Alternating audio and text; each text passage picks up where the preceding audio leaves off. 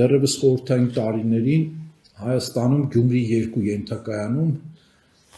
կառուցվել էին ղարս օդային գծերը 220 կիլովոտ լարման օդային գծերը, եթե չեմ սխալվում, որոնցով որ պետք է այն ժամանակ Հայաստանը կապվեր թուրքական էներգոհամակարգի հետ։ Բայց դրանք տարբեր երկրներ էին, տարբեր ժամանակաշրջաններ էին եւ չեմ ուզում նույնականացնել այսօրվա իրավիճակի հետ, ուղղակի փաստն եմ ուզում արձանագրեմ, որ մենք դեռևս այն ժամանակ այդ ենթակառուցվածքները ստեղծել էինք, ունեինք, բայց պայմանավորված խորհրդային միության տապալման հետ այդ ենթակառուցվածքները այդպես էլ աշխատանքի մեջ չդրվեցին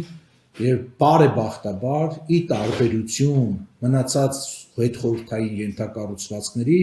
դրանք այդպես խայտառակ չեն փոշիացվել եւ չեն թալանվել, դրանք տեղում կան այդ ենթակառուցվածքները եւ վերջնական քաղաքական որոշումների եւ մասնագիտական հաշվարկներից հետո շատ ավելի կարճ ժամանակամիջոցում համապատասխան ներդրումներ կատարելուց հետո այս ենթակառուցվածքը կարող է կյանքի կոչվել։ Հիմա հարցադրում այն մասին, որ ոնց ենք մոտենում դրան, ես անձամբ որպես հանձնաժողովի նախագահ եւ որպես մասնագետ եւ որպես ՀՀ քաղաքացի այդ մոտեցմանը նորմալ եմ մոտենում, որովհետեւ մենք տարիներ շարունակ դժգոհում էինք շրջափակումից, հիմա ոնց որ թե սկսել ենք դժգոհել ապա շրջափակումից։ Ենթակառուցվածքը պետք է աշխատի, ենթակառուցվածքները պետք է աշխատեն եւ լայն հնարավորություններ են դրանք տալու ապագայում արդեն 1-1.5 ժամ խոսում ենք տարբեր թեմաներից էներգետիկայի խնդիրներից, այդ խնդիրների լուծման համար նաեւ։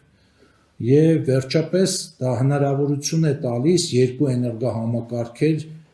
միասին աշխատելու ժամանակ, արդեն ասացի,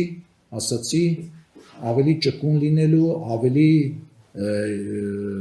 ինժեներական առումով ավելի հեշտացնելու կառավարումը եւ ինչու՞ չէ, ոչ կարևոր նաեւ հանգամանք է տնտեսական շահը արտահանել, ներկրել,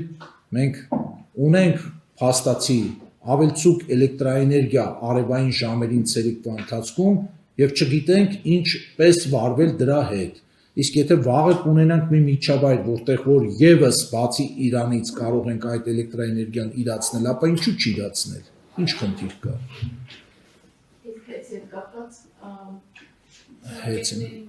Գնման գործընթացը նոր բան ասել չեմ կարող, 3 ամիս է, երբ որ որոշումը կայացվեց լիցենզիայի դադարեցման, դրանից հետո տրվում է օրենքի կետերն եմ ես մեջ բերում էլի, նոր բան չեմ ասում, դրանից հետո 3 ամսվա ընթացքում պետք է կառավարություն հեծի նախկին սեփականատերերին գնառաչար կանի, եթե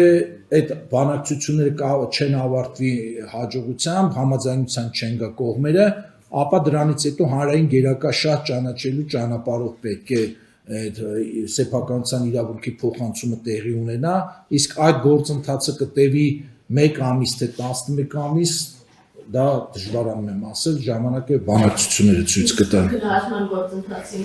Գնացման գործընթացին ՀՑԿ-ն մասնակցել է այնքանով, որքանով որ իրավասու էր, մեզանից երբեմն տվյալներ են ուզել կամ խորհրդակցություններին հրավիրել են, մասնակցել ենք, բայց մենք այդտեղ որոշողը չենք։